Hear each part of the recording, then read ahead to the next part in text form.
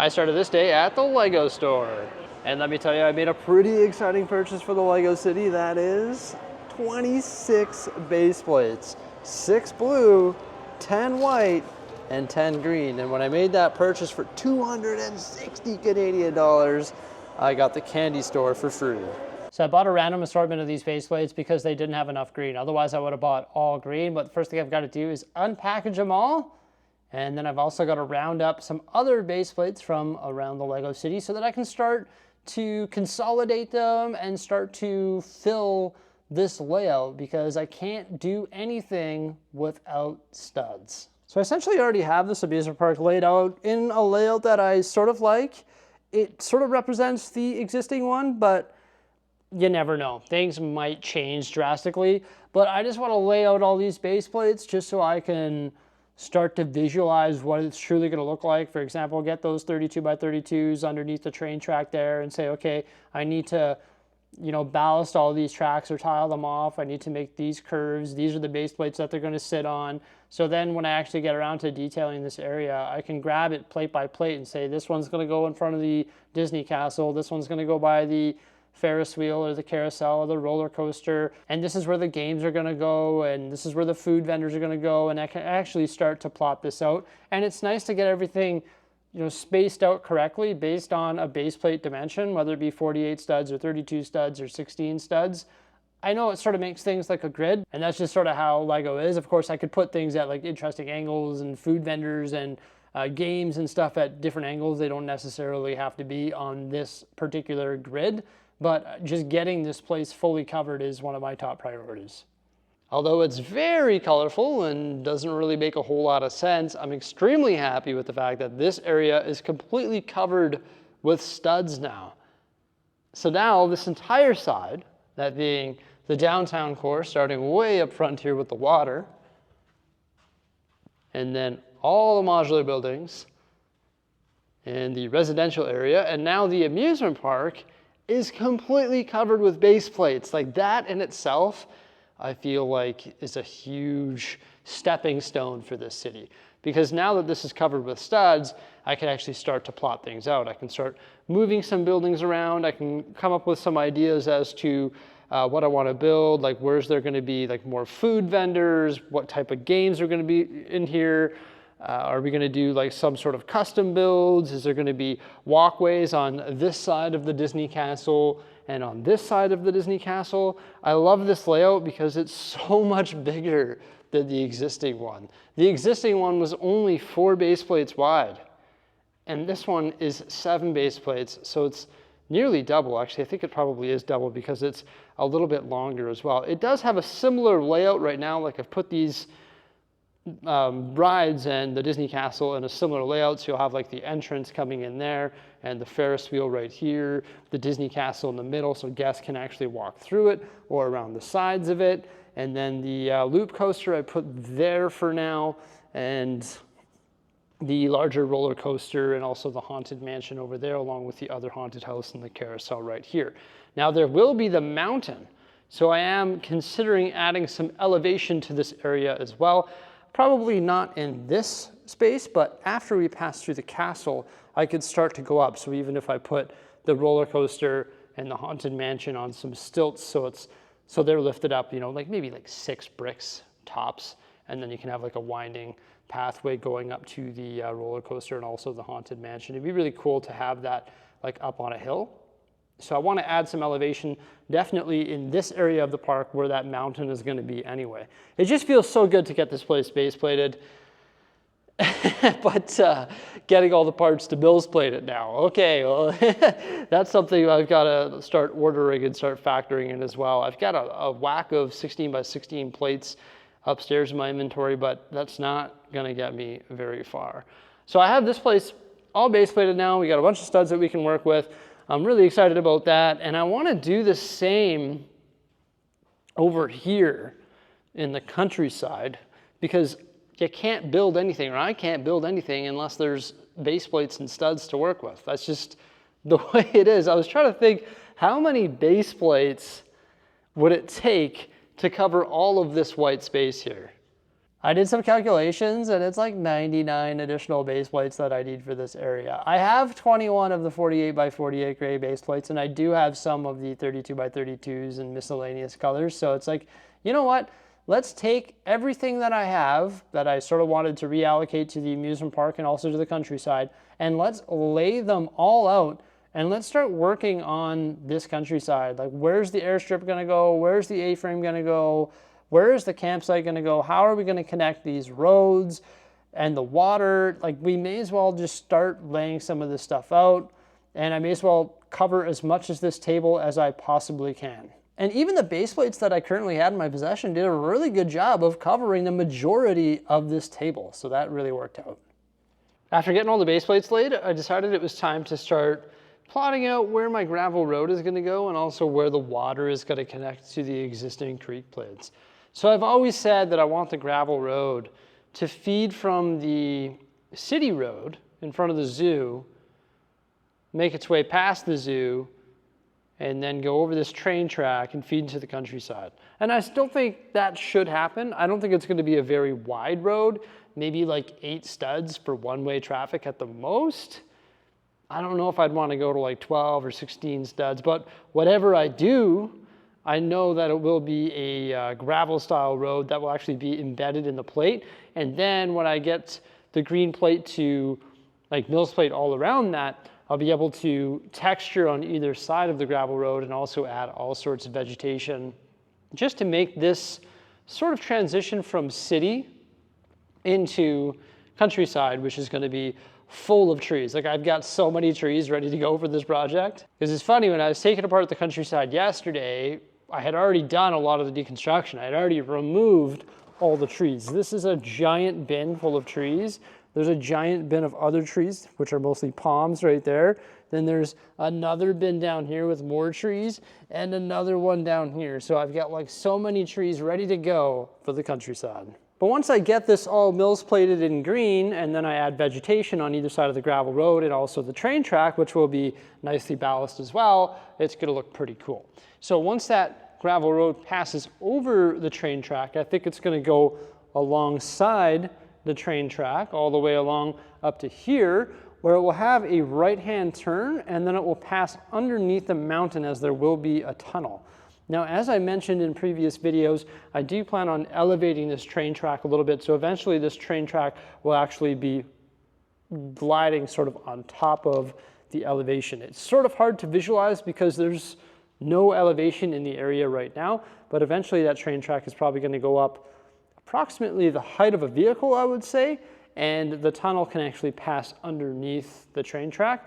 Or if it doesn't go up, if it does remain in the valley like it is right here, then I can very easily add a railroad crossing. So yeah, the road is going to go that way underneath the large mountain, and it's also going to bust a left here and then go around this section, which will be all sort of like industrial train yard style stuff, cutting like that at an angle, and then this side will be countryside. And then the road is going to turn here and continue along, and then go at a nice angle this way and pass back into a mountain tunnel. So there'll be 2 mountains, 2 tunnels, and that tunnel will connect to the road over there. So it'll be pretty cool because there'll be tunnels, 2 of them, going from the downtown to the countryside. So there'll actually be 3 different ways to access the countryside. Now keep in mind, this is like such a rough draft. I would hope you would know that. This is for sure a rough draft. Now this road here, it's not going to be like a straight line. It's not going to be a grid. I'm going to make sure that this road meanders. And once again, it's going to be inset into the Mills plate, and then I can use wedge plates and stuff like that to help shape it and make it look cool, just like I did on the airstrip here and like I did with all of the roads in the countryside. So the water, I'm thinking, is going to come down from the top of the mountain like a waterfall coming down there. It's going to trickle along here, connect to the plate of the airstrip, flow along here for a while, and then branch out into two different directions. This one is going to go toward the other mountain and go down, and then this one will flow through the little creek there that I have set up in front of the A-frame cabin and flow this way toward another mountain, which will actually host the winter village, which will be elevated quite high. And there'll probably be some sort of ski slope in this region with the winter village on top and then the water flowing down from there as well. Sort of like glacier melt, which would be pretty cool.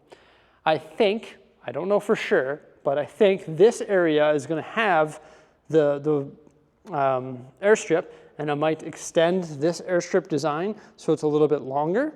Just demolish this here and extend it out to there. And then the elevation of the airstrip will be continued, so everything, for example, this treehouse will be lifted up at a bare minimum of this height up off the ground, going that way toward the train track. And I think this is where I'm going to have my like pop culture themed cabins. So we have the Snow White and the Seven Dwarfs cottage. Probably have that there, elevated. I know that's hard to visualize, but it will be elevated up high, probably about here.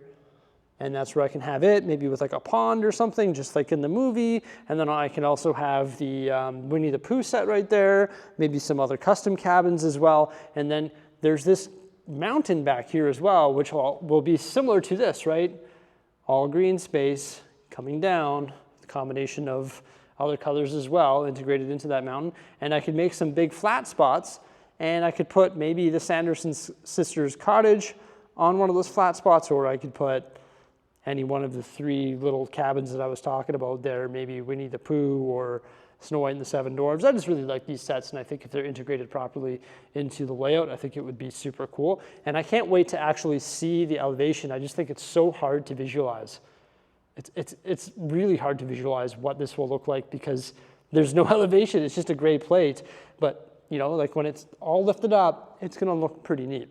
So then, and transition into the A-frame cabin area, and I'm thinking this is where our actual campsite is going to go, and I want to do elevation in the campsite. I think that would be super neat. So if it's the same way, if it starts going up, like this is already at 2 bricks and that's at 3 bricks, if it starts going up and you've got this gravel road which will continue through the campsite so that campers can access their different campsite areas, and then also if this campsite actually continued up into the mountain at this or on this area as well. So if, for example, right here where I have this framed off was all campsite and also up into the mountains was all campsite as well, I think that would be super cool, and that's why I put these little cabins right there, and I could custom build some more cabins as well that could be on that second mountain ridge. There's a lot of space here, and I'll be able to do a lot of cool things, and I think this would be a really nice spot for the campground. It's sort of secluded. It's not too close to the train yard, so I think it would definitely work.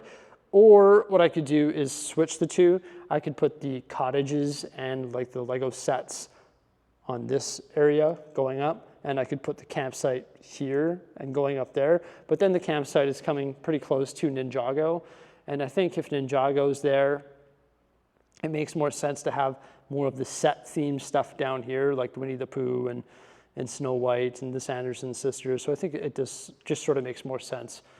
And then this will be more like of the fully custom camping and cabins and stuff like that. There is still the farm and also the, what's it called again? The burrow from Harry Potter. And I'm thinking maybe the farm and the burrow can go down here in this sort of valley. So we have the mountain there, and then I'm thinking this could probably be the farm and the burrow. It's more secluded. There's not as many like, you know, there's not road access over here maybe. Maybe the farm will have like a little road right here that leads into the farm, but then the burrow is sort of on its own over here in the middle of nowhere. It's hard for me to get the burrow secluded like it would be in the books. You know, like I can't really give the burrow this whole plot of land and say, okay, this is the burrow right here. So it's gonna have to be around other things because eventually I'm gonna fill this entire spot. So to say that, you know, oh, I think the Sanderson sisters cottage or Snow White or whatever should be more secluded is a big ask, just because, you know, I want to try and do as many things as I possibly can in here. But I think it feels really good to get the whole area covered with studs, even though it's not all covered with studs yet, and then also to get the gravel road sort of going there along with the creek as well. So I think that's my plan for the countryside. I know I said I was going to do it on Excel, but it's really hard to do these things on Excel, especially when you start doing meandering rivers and working in 8 studs, 16 studs. How do you plot out this many studs on Excel? I'm more of a visual person, and I just want to just lay this stuff out. So I'm going to have to go buy more base plates just to get this last section here base plated out. And then the amusement park, I was thinking about this too. I don't know where I'm going to put this train station here because it has the raised line. So I need to figure out where I'm going to be putting this raised line. If it's going to be coming around this section here, but if it does come around this section, maybe it can turn and then go on the raised platform coverings and then sort of go around the mountain somehow, but then we have the zoo there. I think that's just like future Brixie's problem. I should really, try to figure it out, but I think it's future Brixie's problem. You know what would be actually really cool, actually? Is if, for example, if it turned here and it went on the raised platform coverings and then eventually turned in and went through the mountain. And then, it popped out the other side and sort of went like as a country train passing through the elevated campground, coming through here and then back around. It would be super cool. I don't know what I'm going to do with the race train line. That's so far in the future. And just got to concentrate on the task at hand, which is this massive countryside and the amusement park. But I just think I think this is the right direction, and I'm sure there will be variations of this, but now that I actually have some stuff laid out and I actually have studs to work on or work from, I can actually start like mills plating this area and actually start, connecting the road and start building these mills plates and actually start to get some structure here. I know I tend to have like verbal diarrhea in a lot of my videos. I tend to talk a lot, but that's just because this is what's going through my mind. This is like the long-term plan for this layout. And developing this isn't easy. It's difficult. It's actually a little bit more difficult than I originally anticipated. Sort of building this countryside, which is like 5 times as big as the existing layout from scratch. But yeah, I think we made some tremendous progress today. I'm really excited about it, and I can't wait to start filling out some of these studs in the countryside and also in the amusement park. Thank you so much for coming on by. Please remember to like, subscribe, and stay tuned for some more great stuff. Farewell.